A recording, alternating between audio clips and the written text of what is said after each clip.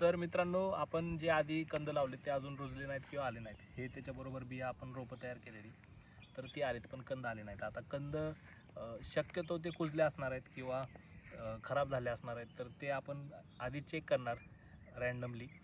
जिथं कंद कुजले असतील तिथं आपण रोपं रिप्लेस करणार आणि जिथं कंद चांगले आहेत ते म्हणजे बघताना आधी सुरुवातीला हळूच बघणार किंवा थोडंसंच बघणार, आणि जर खराब झाले असतील तर मग त्याला आपण कंद ते रिप्लेस करणार. तर आता इथं काय आहे ते बघूया.